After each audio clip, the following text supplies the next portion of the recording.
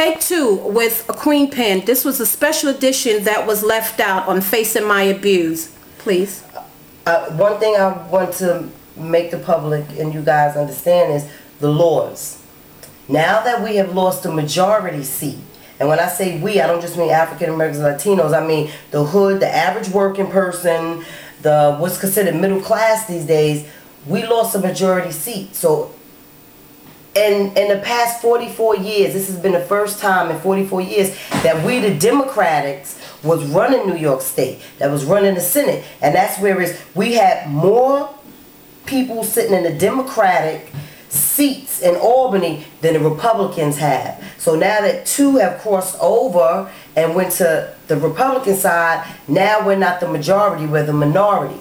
Which means when we go to vote, and we had 32 people and they only had 30, we always voted, our vote always won because we had more people to vote on issues like my legislation that's in Albany.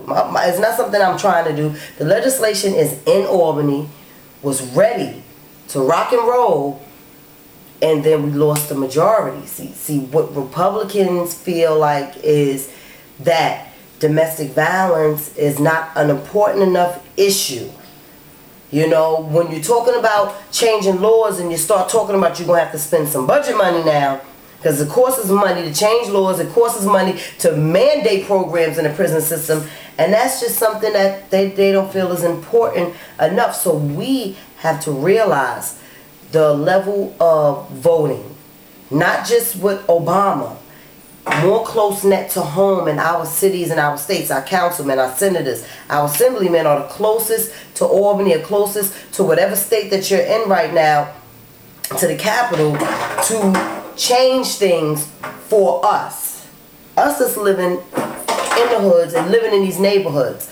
So we have to get back on to voting and going in and pulling that level down and understand that Democrats more so cater to the average person. How many people in New York do you know that's a millionaire, billionaire? We know that there's more people that are zeronaires that are suffering, that are being hit with this depression, that are just making it, if making it at all. We have more of those demographic of people than people who are millionaires and billionaires. So we have to put people in office who are going to fight for us, who's going to change these laws. And we had them. We had them. We had people in there that understood we needed preventive programming, that understood that schools don't have enough, books, that understood that senior citizens are suffering. There's nowhere for the seniors to go. There's no housing for the seniors. If you have a set of people who don't live like this, who don't even understand, that may give you 1% of pity and may help 1% just for politically correct reasons, that doesn't do anything for us, the average person. It does nothing for us. So, New York, it's mayor, it's time for the mayor, and we have to say, you know what, we need a change. And I don't know if people are aware that right now, which is so crazy, is how you going to have a mayor control the school system.